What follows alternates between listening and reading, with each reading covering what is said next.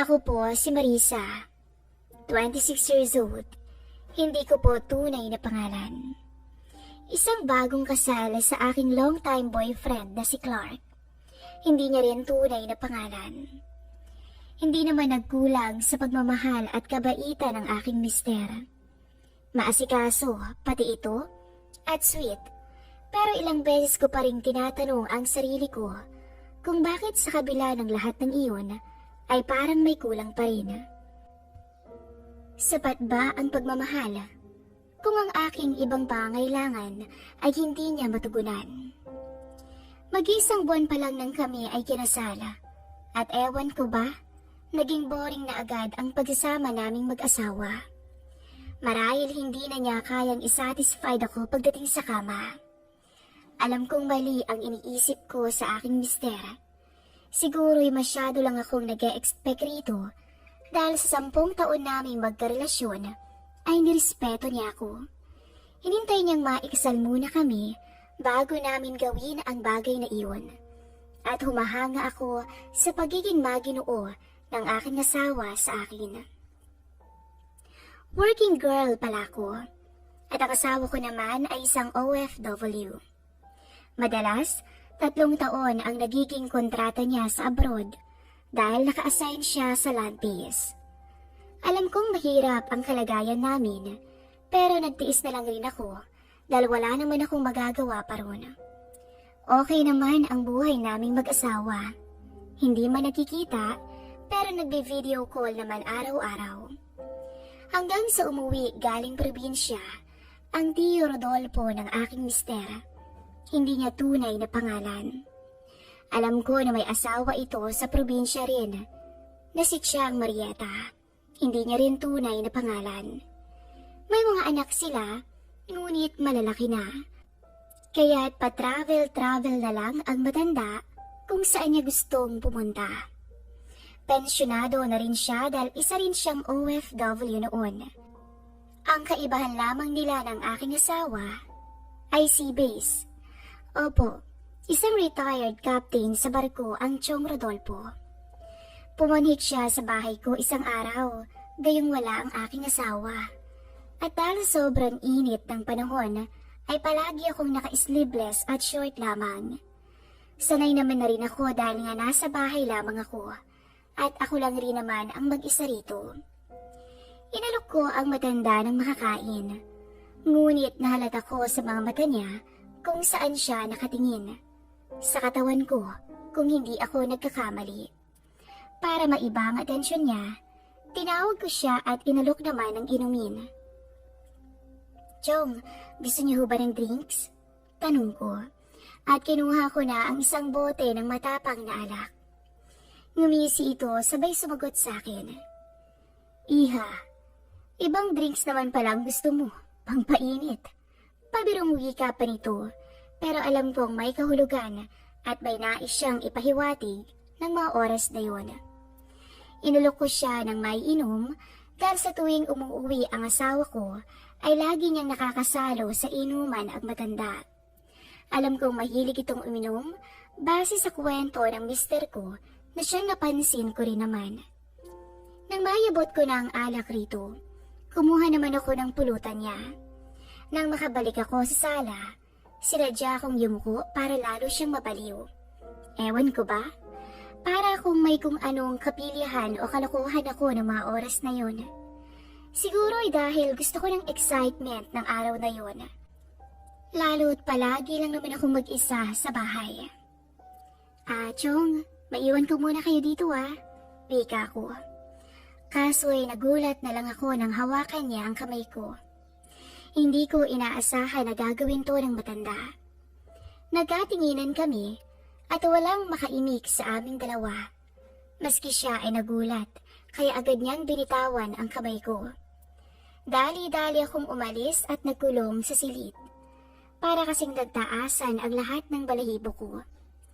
Nagtagal ako sa kwarto at hindi ko pa muna kayang harapin si Rodolfo. Pamangkin niya ang asawa ko at nakakahiya naman kay Clark kung malalaman niyang minsang nagka-interes ako sa tiyo niya. Yes, tama po ang nababasa niyo.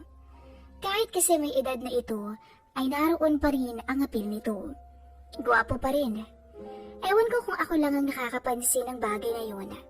Lalo sa katulad kong malayo sa asawa, na naghahanap rin ng kalinga. Hindi ko lang inaasahan na kay Rodolfo ko maitutuon ang atensyon ko na dapat ay sa mister ko lang. Sa kagaya ko na ilang taon nang walang kapiling, hindi ko maiwasang mag-isip na tumikim man lang. Alam kong mali ang nasa isipan ko, pero bigla na lang nag-iba ang pananaw ko. Simula nung mangulila ako sa asawa ko na sobrang layo sa akin. Maya-maya, naglakas loob ako na bumaba sa sala. At sa pagkakataong to, suot ko ang pinakamanipis na pantulog na meron ako. Pagbaba ko sa sala, nagiinom pa rin ang matanda. At laking gulat ko na mahuli ko siya na nanunood ng mga babaeng nagsasayaw ng sexy at mas masahol pa roon ang aking manasaksihan. Alam kong napansin niya rin ako na nasa kanyang likuran, kaya nung lalayo na sana ako, ay bigla niya akong hinila, dahilan para mapaupo ako sa kanyang kandungan. Alam ko po na mali, kaso sa sitwasyong iyon ay wala na akong nagawa pa, kundi sumabay sa agos ng pagkakasala. Gawa siguro ng pagkamis ko sa asawa ko, kaya ko nagawa ang bagay na iyon. Yun na lang ang dinahilan ko ng paulit-ulit sa aking isipan para maglaho ang aking konsensya habang pinagsasawaan ng isang matanda. Napapikit na lang ako ng oras na yun at hinayaang lunurin ako ng aking kahinaan. Hindi ko alam kung ilang beses kaming nagkasala sa iba't ibang bahagi ng bahay naming mag-asawa. Tila na puna ng matanda ang aking pangungulila at mas hinigitan pa nga nito ang aking asawa. Wala kaming imika ng matanda nang makontento kami sa isa't isa. Umalis na lang siya at hindi na nagpaalam sa akin. Akala ko doon na magtatapos ang lahat. Ngunit nagkamali po ako dahil muli kaming nagkita sa birthday ng aking biyanan na kapatid niya. Hindi ko naman sila matanggihan sa imbitasyon nila. Wala na nga ang kanilang anak na aking mister sa araw na iyon, pati ba naman ako. Pero hindi ko rin naisip na pupunta rin pala ang matanda sa party. Nagulat na lang ako nang dumating siya. Nauna kasi ako sa bahay ng mga magulang ng aking asawa, habang si Tio naman ay hapon na at maggagabi na rin ang makapunta. Nagkagulatan pa kaming dalawa. Medyo nakainom na ako ng mga oras na yun at siya naman ay nagsisimula pa lamang. Pero iba na ang tingin niya sa akin. Pilit ko po siyang iniiwasan sa party dahil ayokong makahalata ang mga binan ko. Ayokong malaman nila na nakagawa ako ng malaking kasalanan sa aking asawa. Pagsapit ng alas 8 at halos malasing na ang lahat, hinila ako ni Rodolfo sa itaas ng kwarto niya. Opo, tama. Meron itong kwarto sa itaas kapag nauwi siya sa bahay ng kapatid niya. Malaki ang buong bahay ng pamilya ng asawa ko, kaya kasya ang ilang tao kapag may reunion or get-together ang kanilang pamilya. At katulad nga po ng inaasahan, ay muli akong nakagawa ng kasalanan. Alam kong mali, pero hindi ko maintindihan kung bakit hindi ko na kayang tanggihan pa ang matanda. Matapos ang birthday party, nag-alok si Rodolfo kinabukasan na siya na raw ang maghahatid sa akin sa bahay, since parehas lang naman kami ng daan. Pumayag naman ang aking biyanan dahil wala naman silang kaalam-alam sa namamagitan sa amin ng matanda. Nang makaalis kami ng bahay at lulan na ng sasakyan, sa loob ng kotse ay puro pahiwatig ang matanda. Hindi lang ako umiimik. Hindi kasi tinted ang kotse nito at baka mamaya ay may makahuli pa sa amin. Akala ko nga po ay iuuwi na niya ako. Pero nagulat na lang ako nang ipunta niya ako sa isang hotel. At nang makarating po kami sa malamig na kwarto, doon muling naulit ang namagitan sa amin.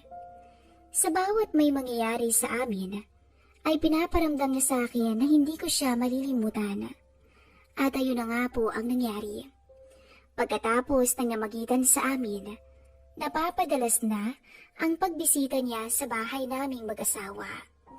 At sa bawat pagdalaw niya, hindi pwedeng wala siyang mapapala sa akin. Ilang buwan rin ang patagong sikreto naming dalawa. At kung minsan naman, sinasadya ko pang mag-off sa work para lang makasama ang matanda sa bahay. Ganun na ako ka-attach kay Rodolfo ng time na yun. Hindi ko na naiisip na mali ang aming ginagawa. Basta para sa akin, as long as napapasaya at natutugunan niya ang pangungulila ko sa mister ko, ay ayos lang. Pero natigil ang lahat ng iyon nang biglang dumating ang aking asawa. Mabuti na lang nga ay nakauwi na ang matanda ilang oras bago dumating ang mister ko. Labis ang takot ko nang biglang umuwi ang aking asawa nang wala man lang paalam. Unang gabi ng aking asawa sa bahay, na dapat ay sabik ako sa tagal naming hindi pagkikita. Pero bakit tila nawalan ako ng gana? Bawat haplos at halik ng aking asawa ay si Chong Rodolfo ang naaalala ko. Kaya tumanggi na lamang ako sa aking mister. Sinabi ko na lang na pagod ako sa trabaho, kaya wala ako sa mood. Pero habang natutulog kaming magkayakap ng asawa ko, hindi ako mapakali ng gabing yun. Tila hindi ako pinapatahimik ng aking isipan.